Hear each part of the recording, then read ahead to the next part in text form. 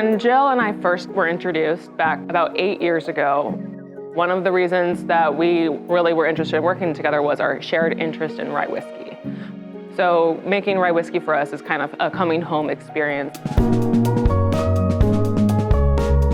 We're very excited to be finally releasing Freeland Rye, completely grain to glass, all the way from the Oregon fields to our mash tun, to our fermenters, to the still. I started Freeland with a love of whiskey, but without the skill of patience. So this is especially exciting for me.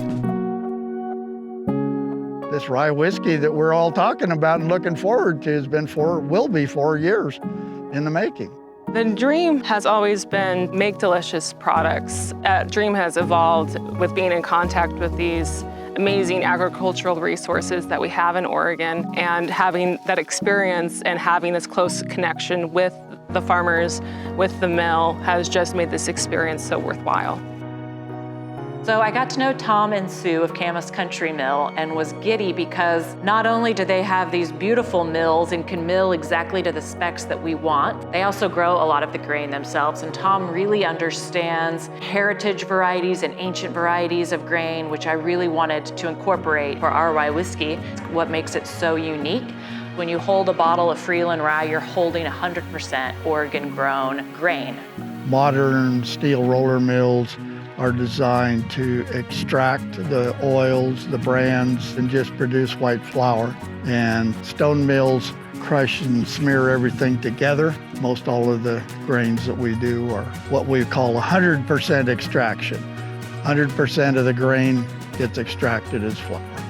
These grains and what these ancient grains can do in heirlooms, the amount of vitamin and mineral content are in these are up to 30 or 40% higher in these ancient and heirloom grains than modern varieties.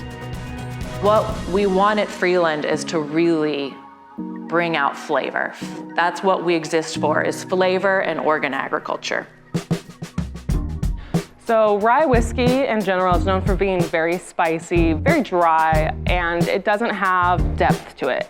And one of the intentions with our whiskey is to actually make that spice linger.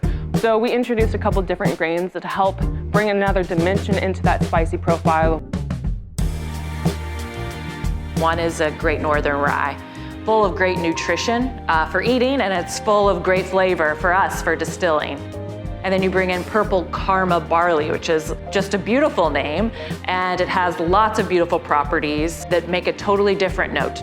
Then we also use Buckwheat, which is well established as a pistachio flavor. So it has this nice kind of fattiness to it, as well as this beautiful nuttiness. So when people taste this, it'll taste like something they've never tasted before. I grew up in Oregon, and I've been a part of this industry my entire career. With our products that we're making right now, we're showing that terroir does exist in whiskey. To see that farm to bottle experience is exactly the experience we want to cultivate with everyone. When people taste this rye, I want them to taste Oregon. We want people, when they taste each of our products, to feel that celebration of all of Oregon in this bottle.